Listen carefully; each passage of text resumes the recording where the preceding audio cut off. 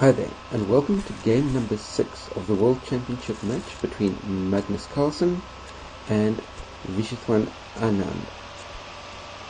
In this 6th game of the match, which is just coming up to the halfway point, Carlsen is playing with the white pieces, and for that matter, because they do a swap over of colours for the second half of the match, Carlsen actually now has 2 white games in a row. But today's game with the white pieces was incredibly weird. It's by far the weirdest game that we've seen so far in the entire match. Carlsen was obviously looking very relaxed coming out into stage today, and as per normal, he got a nice position out of the opening, queens off the board, slight bit of pressure, just the way he normally likes with his normally type of positional game. Then he goes and makes a terrible blunder where Anand could have won the game with just playing a fairly simple tactic, and we'll get to more of that in just a moment. But for some obscure reason, Anand, the tactician of the two, sharp line tactician of the two, missed his tactical opportunity to win the game, and after that hiccup, Carlsen got back onto his smooth, controlled build-up of the position and brought home the full point. So without further ado, let's see how the game progressed. And as in the previous white games, Carlsen opened with e4, and Anand again replied with the Sicilian defense. But this time round, Carlsen switches into an open Sicilian. And the last time the open Sicilian appeared in a World Championship game, it was when Anand was playing against Boris Gelfand in their World Championship match of 2012. And the game continued as per the normal Sicilian with c takes and knight takes, and now Anand comes back with the Sicilian Khan with a6.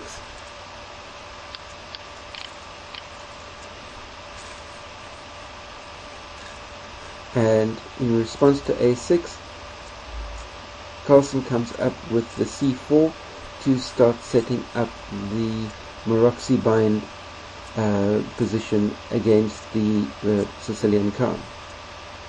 And the game continued with knight f6, knight c3, bishop b4, and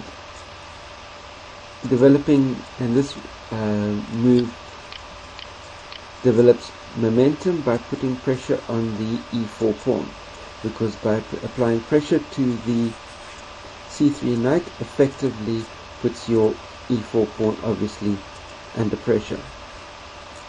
And Carlsen comes back with a fairly odd move in the opening by playing queen d3. Here Anand comes with knight c6, continuing his development, and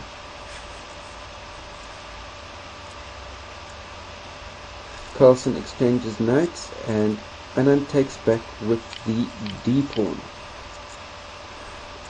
because if he chosen to take with the b pawn, for instance, then it gives Carlsen the opportunity of a3, bishop c3 plus queen takes c3, which is a very pleasant position for white to be able to build an attack from, with the advantage of the 2 bishops and having plenty of good strong diagonals to be able to establish those bishops onto.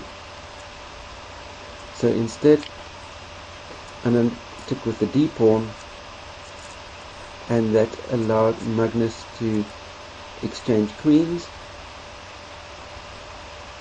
and effectively trap the black king into the center of the board, because now black obviously can no longer castle, and then push e5, which looks pretty natural and the best move in the position, gaining more space. to which Anand replied with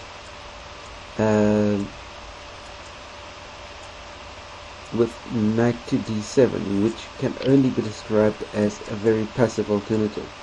Another alternative could have been, for instance, knight to e4 with a3, bishop c3 check, b takes c3, looking good. I mean, for instance, white has a nice position with a pair of bishops, and he should be better coming out of this with, say, for instance, king c7, bishop e3, developing the bishops. His pawn structure looks absolutely shot compared to black's, but he's got the strength of the pair of bishops and some good strong diagonals to be able to plonk them down onto. So instead of that, as I mentioned, Anand played the passive knight d7 and bishop e4. So bishop f4, because it's important to defend that e5 pawn that's extended so far up the board. Then black plays bishop c3 check, obviously now giving white the bishop pair, but in exchange for having a totally shattered white pawn structure. If you look here, there's an isolated pawn on e5, the doubled c pawns and the isolated a pawn all give black plenty of targets to attack, with the only difference being with the knight that's being plonked back down onto, let's make that yellow, with the knight that's being plonked back down onto d7, it effectively means that the c8 bishop has no real way of getting out into the game anytime soon, because that c8 bishop is being hemmed in by not only the e6 pawn but also the b7 pawn. So it's going to take quite a while before that c8 bishop is going to be able to get into play, whereas on the opposite side of the board, white will be able to get his white square bishop really easily developed, and his dark square bishop is already developed onto a nice strong square of f4. And here black continued with king c7.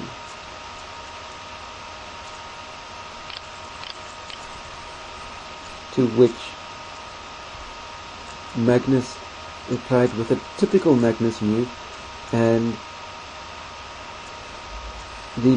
basically just before Magnus played this strong move, a good number of grandmasters were really active in the Twitter sphere at the moment, condemning Anand's play in the opening as being way too passive and setting up the type of position that Magnus would be able to grind away slowly, progressively for a long period of time.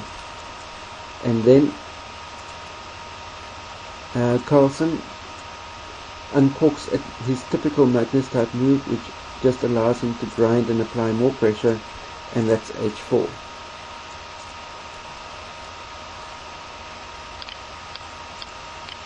Which then followed by d6, h5, and the pawn actually wants to go further and all the way up to h6 to help create real dark square weaknesses for black. But obviously Anand can't allow that to happen, so he pushes his h6 pawn, stopping the h pawn, but now at the expense of stopping the h pawn, he's effectively created for himself a weakness as far as his g7 pawn is concerned, and the weakness on his g7 pawn will effectively be a brilliant target that Carlsen will be able to go after. In this position, as shattered as the queenside pawn structure is, Carlsen castled long, and then Anand answered with bishop b7, trying to develop some sort of opening for the bishop to get out to, because say for instance if Anand had to be able to push the c pawn up to c5. Then at long last he will then have some scope for that bishop to be able to control. But it's taking Anand a good number of moves to get there. And here the game continued with rook d3, a nice rook lift in order to be able to swing the rook across to g3 while the h rook is bringing up the strength along the h file, and then with the g and h rooks together be able to apply a good amount of pressure back onto that g7 square that we mentioned a short while ago. The game continued with c5, as I mentioned, opening up the space for that bishop to, or the diagonal for the bishop to be able to take control of, and the rook swings across to g3 as we mentioned, and then brings his a rook across to g8 to take up defensive duties over the g7 square, and bishop d3 for white. So in this situation the white moves are definitely way easier to make in this position. Black has a lot of pressure to be able to deal with, and it's not easy to relieve himself of the pressure, while Carlsen is obviously known as an excellent grinder, just applying gradually more and more pressure in different areas of the board until something eventually gives. But at the same time, Anand is a very shrewd defender of such positions and always looking for active counterplay. And a great little spell of attack and defense lies ahead in the game. And here Anand plays his knight back to f8 because he's definitely obviously angling to try and make a push to g6, and so with the aid of the rook and knight to be able to cover that square adequately. I should have said rook, knight, and for that matter f-pawn as well. He's able to then cover that that g6 square adequately. Here Carlsen drops the bishop back to e6, so back to e3, and g6 is played, which is very much as what we were expecting. Carlsen plays h takes, and now the knight takes on g6, because obviously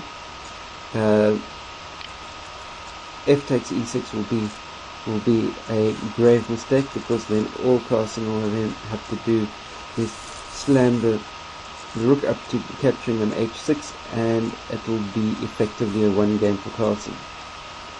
So in order not to allow that to happen,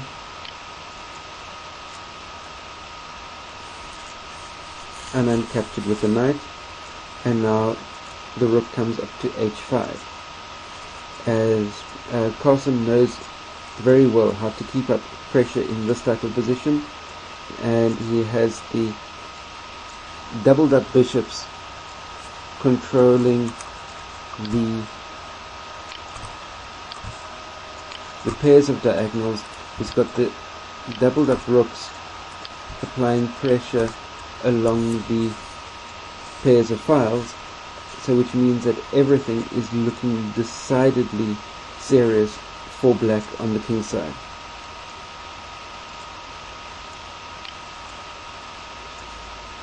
Here Anand continued with bishop c6,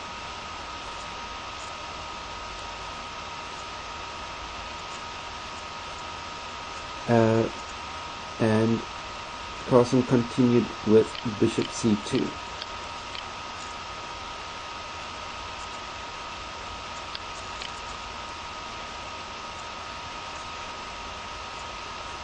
And Anand plays his king back out to b7 in an attempt to be able to get his king out into some degree of king safety, because with Carlsen's pressure using the pair of bishops, it is able to get his rooks up into the 7th rank. That will then apply a serious amount of pressure out into the queen's side and the black king position. Carlsen continued with rook g4,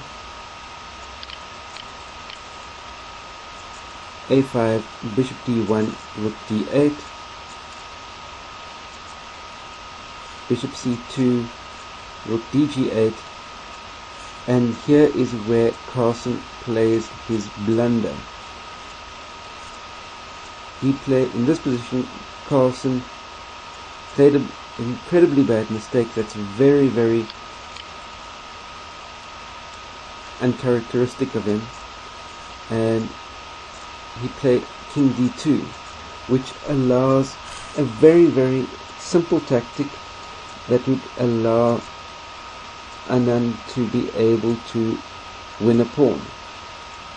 So I'm just going to be pausing there just for a moment, and pause the video yourself and see if you can work out the tactical theme that Anand would be able to play to his advantage. That would not only win a pawn, but stand him in an incredibly good position to be able to win the game outright as well. Right, did you find it? The move that Anand could have played was knight takes, followed by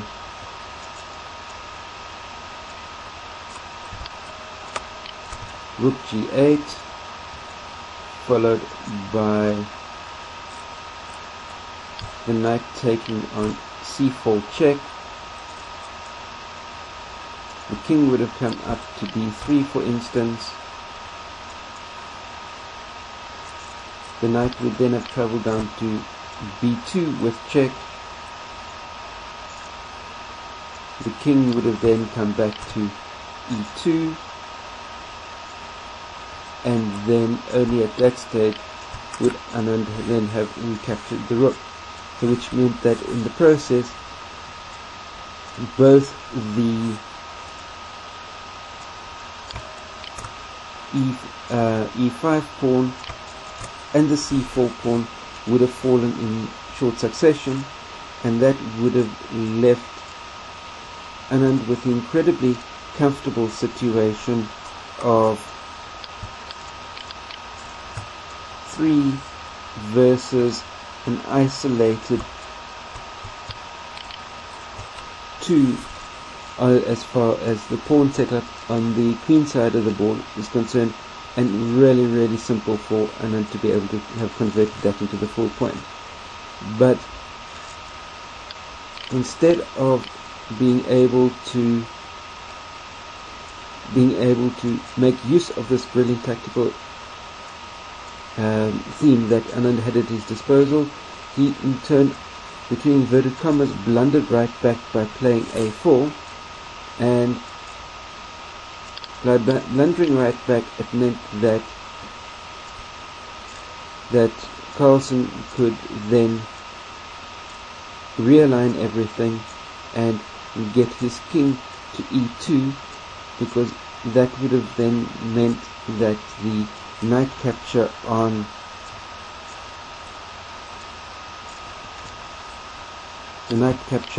onto c4 would then not have been a capture with check, and then effectively get white out of the extremely uncomfortable position that he was having earlier.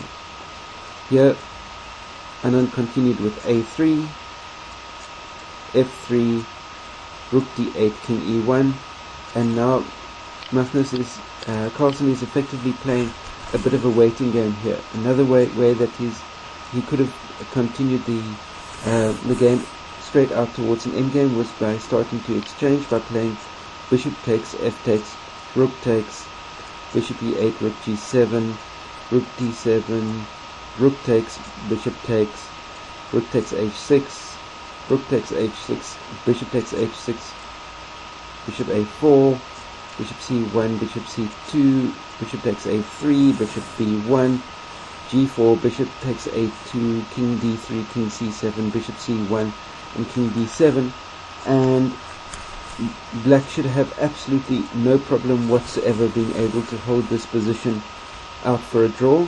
So instead of allowing that to continue, Carlsen continued with king e1, and then here Anand continues with rook d7 to be able to give some sort of cover for the king, which is clear to see that in the process he's prepared to give up his h6 pawn in order to be able to create some sort of counterplay. So, but now white continues with bishop c1, rook a8, king e2, bishop a4, and up until this point, it's, or should I say up until the previous position, is Anand's been able to hold things together, but at the moment he's starting to get under severe time pressure once again. So instead of finding a move like rook Rdg8, for instance, which then be allowed bishop takes h6, rook h8, bishop takes g6, f takes, and rook takes g6,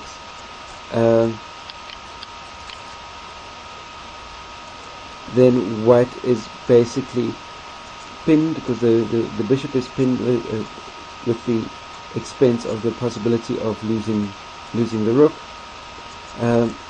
So instead of allowing that type of a continuation, here Anand played bishop a4, which then allows white an incredibly strong skewer by playing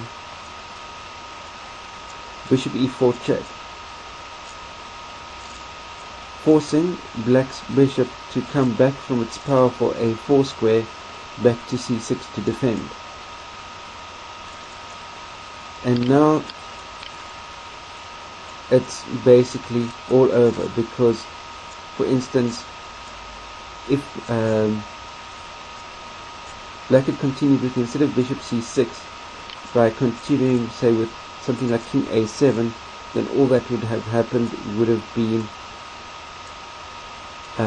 Carlsen could have either taken on a8 straight away, or he could have taken on g6 first with f takes g6, rook takes g6, bishop b3, a takes b3, a2, bishop b2, rook ad8, and black has quite a lot of counterplay here. So that probably taking the rook straight away there would have been a stronger move, but as is, Carlsen didn't have to worry about any of that, because Anand played the bishop back to c6, which just simply allows bishop takes g6, and the game is effectively all over, and it's all going barreling downhill at an incredible rate at the moment.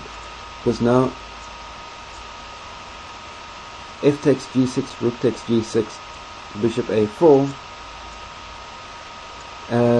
bishop a4 is a possibility. The other possibility would have been rook ad8, but then rook h to h6, and you've got the doubled up rooks that will be hitting at the e6 pawn with rook d1, bishop g5, rook 8 to, on 8 up to d7, and rook takes e6, and that will be all completely one for white. But instead,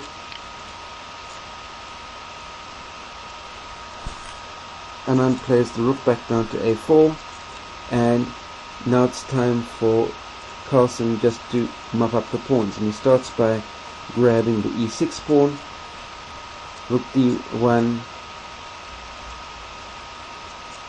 then the bishop picks up the a3 pawn, Anand's rook comes up down to a1 to apply some sort of pressure towards a2, but the rook is just getting way out of the game and unable to be able to develop any real defense for what white's got going at the moment. and Carlsen brings up his king. The bishop goes to c2, and in this position Carlsen played rook e7 check, and there's absolutely nothing that Anand can do anymore other than resigning the game. He's got a bishop that's effectively totally out of the game. He's got a rook here that's effectively totally out of the game. And he's got a rook over there that's effectively totally out of the game and unable to offer any real defense. And what's more, he's got a king that's in an incredibly vulnerable position right now against the Carlsen's two marauding rooks. For instance, after rook e7 check, king could go to a6, for instance. The other rook takes on h6. Anand could take on a2, and all that happens is Carlsen then takes on c5 with the b6 pawn pinned against the king by the rook. Means that Anand won't be able to take back, and the very last remaining